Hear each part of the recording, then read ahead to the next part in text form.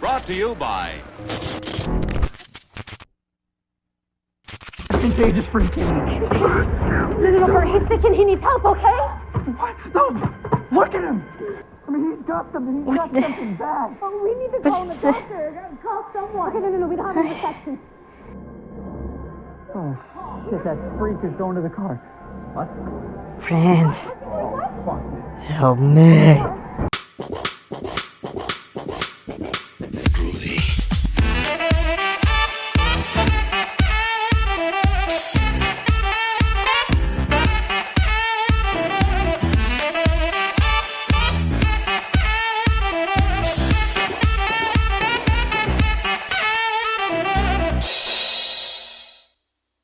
Hello friends, welcome back to ETF. I'm not even really sure what to say here. This may end up being a pretty short review today, because there isn't all that much that I can say that I haven't already said. Did you see the original Cabin Fever from Eli Roth? Assuming you said yes, then, well, I hate to be the one to tell you this, but you've already seen this one. Billy, please! Fresh out of college, a group of 5 friends retreat to a remote cabin in the woods for one last night of partying, only to become snacks to a gruesome flesh-eating virus. Doesn't this sound familiar? What's surprising are the ingenious new deaths, which offer a fresh spin on a horror comedy milestone.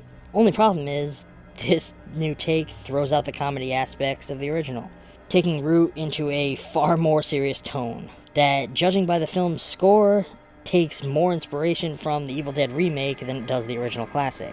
In fact, the supposedly ingenious new deaths aren't anything new. They're all the same basic deaths that we saw the first time around, but given a new paint job. From what I heard, this was shot from the exact same shooting script as the original film. We're talking scene for scene, line for line, and beat for fucking beat. It is the exact same film.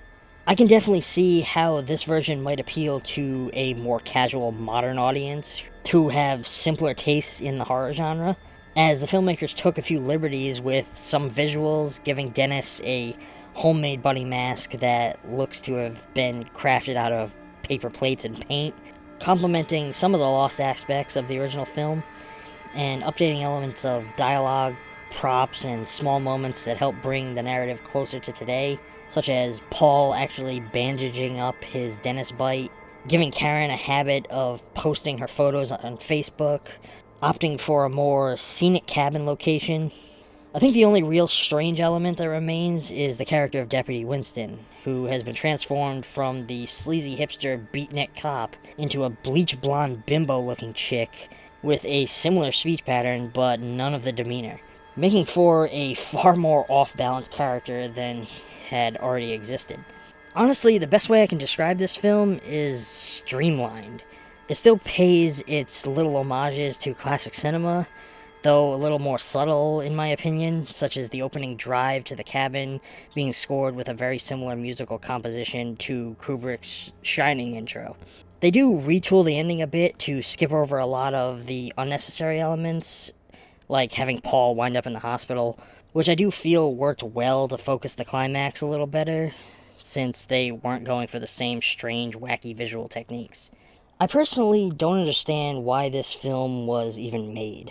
I know a lot of these things are shit out just so that companies can hold on to the rights to various properties, which was likely the goal here, but if you're gonna remake something that wasn't even 15 years old at this time, why not at least write a new script that might do something a little bit different? I'm sure it was to avoid having to pay someone for the writing process. Maybe this was a studio experiment to see if they could just make the exact same film with an old script and make even more money from it. If this made enough money, then the world of cinema might be more fucked than I thought. I'm giving Cabin Fever a B-. I know, I would really love to rate this one lower just on general principle. However, I can't in good conscience. If I had seen this one, and only this one, then I probably would have liked it for what it is. It delivers a visceral and gory experience, and if I try to look at it as its own film, then it is pretty good, I guess. I just wish it wasn't something that had to be ranked next to the shot-for-shot remake of Psycho.